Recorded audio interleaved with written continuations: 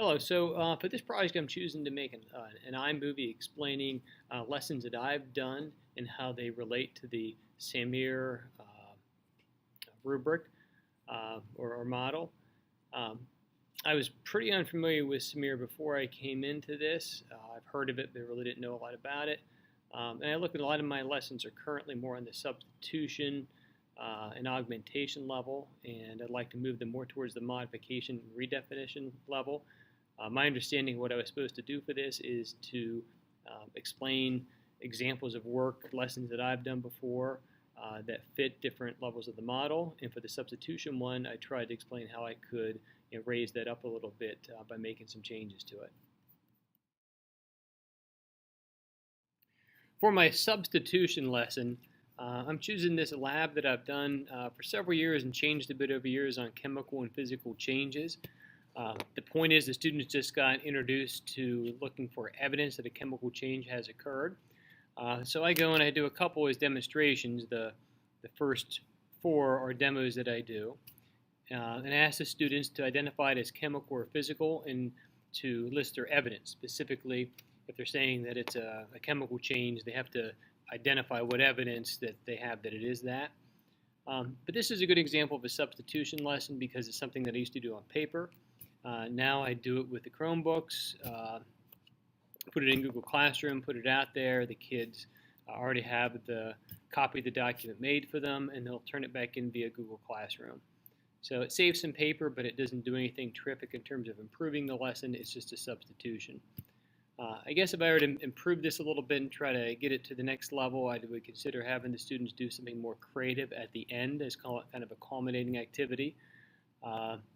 Something that might be appropriate would be to have them do and explain everything, or maybe a quick audio recording where they express their understanding of the difference between physical and chemical changes.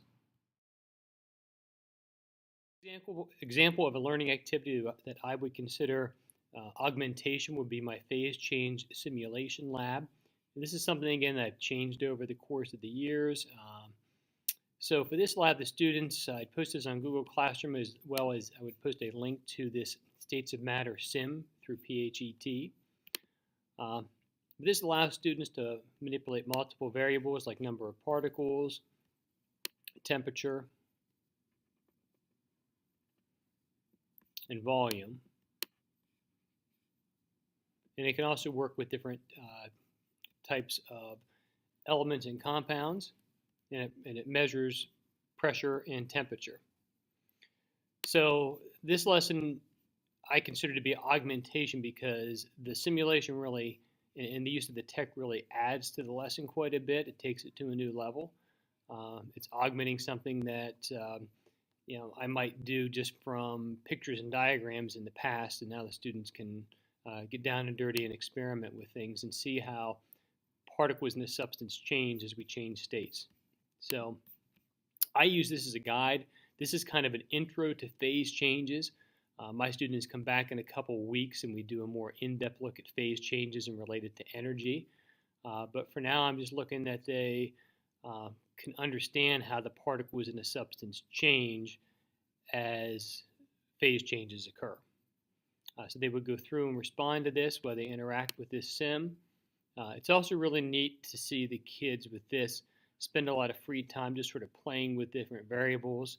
And I think they learn a lot about phase changes and how temperature changes, how temperature changes how the particles in the substance respond and their characteristics as they go through and do this lab. So my example of using technology to make a modification in a lesson is going to be this lab on density. At this point, the students have been introduced to mass, volume, and density and have learned how to measure density and compare it. But one misconception students tend to have in science is that as a substance that's made out of the same material gets smaller, that the density is going to increase because they just think smaller, it's more compact. So I give them these columns that are made out of the same material. And there's like 12 different columns that I have. They're made of the same material, but they're in different size pieces. And this is something I've done for a couple years. And it started out on paper, and then I made it into a Google Doc where students would do their predictions and take their data in this. Um, the big change I made this year to consider this a modification lesson is each group only tests 2 of the 12 or so columns that I have. So their data is kind of based on just 2 of them. And I've done things where I put their data on the board, and that worked okay. But this year, for the first time, after a lab group tested their data, I had them fill out this Google form where they put their lab group number, the color of column that they had, and the density of the different size pieces. That was then put into this document that I shared with them, this Google Sheet, so they could go through, and this allowed them to look at a much larger set of data. It also allowed, this modification allowed them to be much more critical of their data. A lot of groups had data that was all over the place. This group is pretty good, except this data point at 8.3 is obviously pretty incorrect. But students were critical in that they looked at this, and I had groups that saw the numbers were way off and went and redid parts of the lab, which was kind of cool.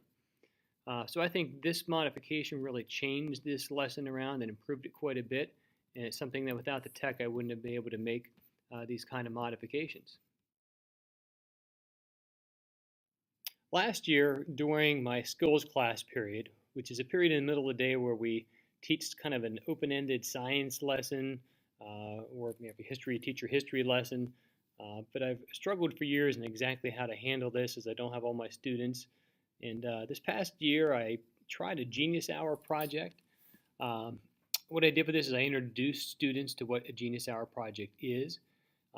And just to give them a little bit of guidance, I had them roll through this, which sort of guides them to their own question that they want to solve.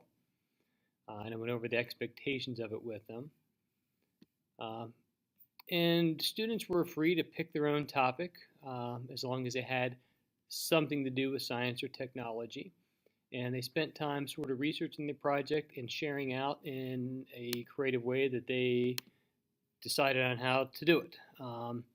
In the end, they came up with some neat things. Some kids did, a couple kids did research projects where I had one student that built a hand crank generator. I had another couple students that made movies. Several students made podcasts that they did that I was able to sort of put into a Google Classroom and have those other students look at it. Day to day to keep kids accountable for this.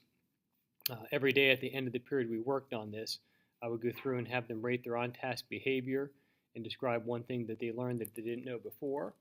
But I would consider this to be a redefinition lesson because this is the kind of thing with having access to technology that I wouldn't have been able to do 15 years ago with kids. It wouldn't have been nearly as exciting or open-ended if we were just to go to the library and do a paper on it. My only regret with doing this that I would look to improve on is I need to introduce the kids to more tools to make creative projects. That's what I'm hoping that part of this class and part of my iPad class that I did will help me sort of find some different tools to encourage the kids to step outside of their comfort zone and create something really neat. A lot of kids just chose to do Google slideshows to share out their material or write a paper, rather than make something that was really cool. But my advanced kids really impressed me with this because they like to do creative things, and this gives them an avenue to do something creative. So that's why I would consider this to be a redefinition lesson.